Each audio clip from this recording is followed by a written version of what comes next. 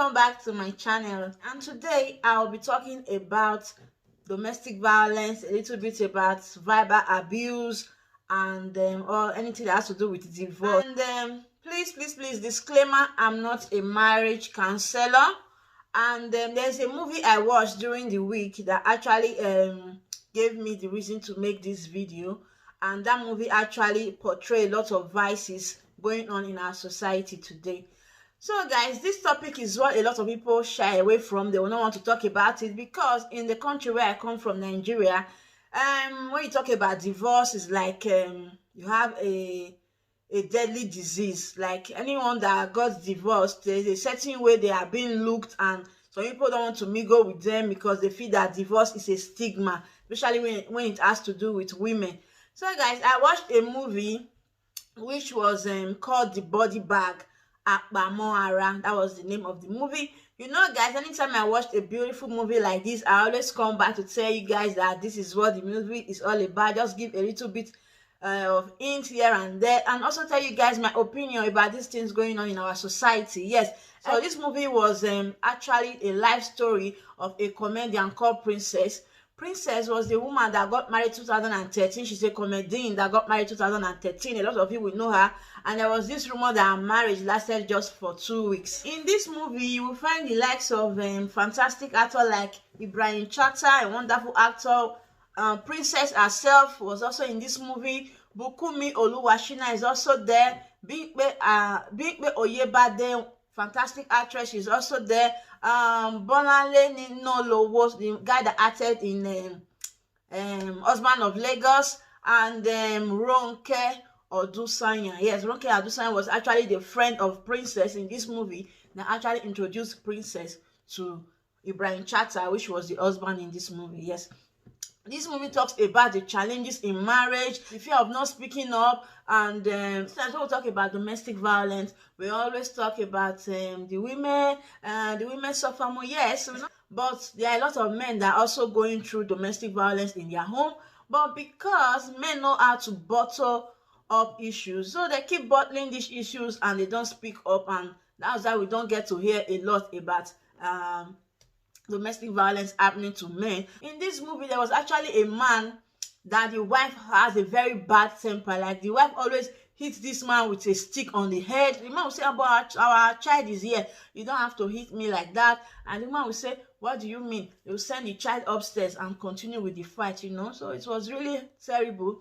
When the friend advised the guy to leave, the guy was saying, "No, what will church say?" And when we talk about this abuse, a lot of people speak up, but because of the society and churches are not even doing justice to this matter, they will tell you, go back home, go and pray. Like, have the person not been praying? A lot of people have stopped going to church because of all this.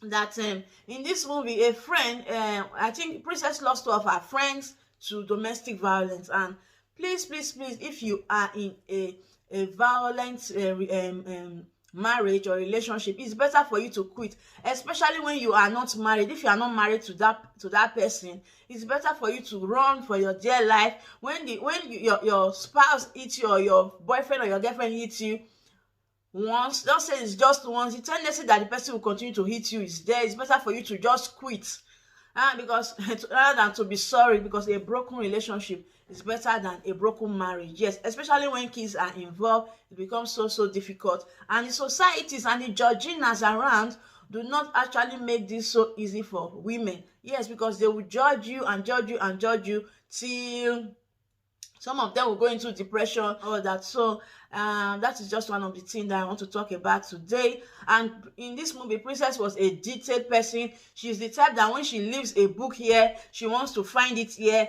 Like if you take it, you have to put it here. So she was a very detailed person, and that also can actually cause a lot of problem for spouses. The man as well, when you have a man that is having low self-esteem, you have to be very careful, because some men, they have especially when you are doing more than that man, some men, they are happy when their wife do better than them. Some, they even support their wife to get to that higher height. Why some, when their wife earn even 1 naira more than their salary, it becomes a problem. So you have to be very careful when you're dealing with such a man. You have to check the mentality of the man. Like the husband of Princess in this movie also looked like somebody that was not mentally okay. Like, I don't understand. One minute she will call Princess and say, I don't want this marriage to hold anymore. I don't want to continue with this marriage. I'm done. And the next minute she will just call Princess, my wife, my love, you are my all. Anybody that say we should not do this marriage, we must get married, those are some of the things that a lot of guys do in a relationship, and you think it's normal.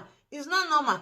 For any man that is not stable, like, you have to check. For any man or a woman that is not stable, it's not okay for you to go ahead with that person, because you are not the one to stabilize them. Honestly, such men need professional help. Like, any man that can verbally abuse you. What is verbal abuse? Somebody that demean you, that talk down to look at you. Look at the way you're looking. You look so dirty. You look so ugly. And they will use all demeaning words to bring you down, that they want you to lose your self-esteem. I think for me, some people, because when you explain to people that I'm experiencing domestic violence in my marriage, people will ask you, is the man beating you, or is just verbally abusing you? Say, he's just beating me. Then some people will not say, okay, if he's beating you, it's bad. But me, I would say that verbal abuse is even worse sometimes, because verbal abuse, by the time you keep demeaning that person, you are ugly, you are this, then it gets into the person's head. The person feels so awkward, feels so bad about him or herself. The person cannot actually, when you are verbally abused for a long time, you lost your self-esteem. You cannot even talk outside. Like, anything you want to say, like, it just makes you, it cages your mind.